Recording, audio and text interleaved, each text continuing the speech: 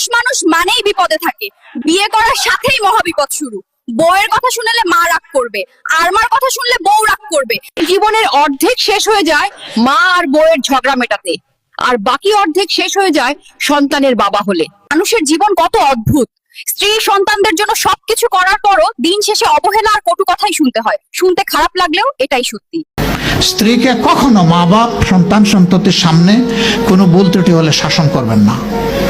একা নিয়ে বুকে জড়িয়ে ধরে তার সমস্ত নেক কাজের স্বীকৃতি দিয়ে তারপরে বলবো যে এরকম একটা বিষয় আমি দুঃখ পাই নাই, তবে আমি চাই যে এটা তুমি কারেকশন করে নাও, এবং আমি আল্লাহর দরবারে তোমার জন্য দোয়া করব।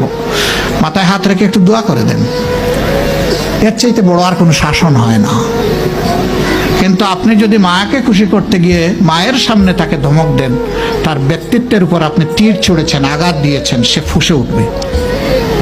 সে বলবে সব উজাড় করে তোমার এই সংসারে দিলাম, আজকে তুমিই না আমাকে এইভাবে বেইজ্জত করলে। সে মানুষ তো, তার মানবিক রিয়াকশন হবে। কাজ করবো না আমরা কেউ। আমাদের জীবনের অংশ, আমাদের হাড়ের অংশ, আমাদের কলিজার অংশকে আমরা সেইভাবে সম্মান দিব ইনশাআল্লাহ।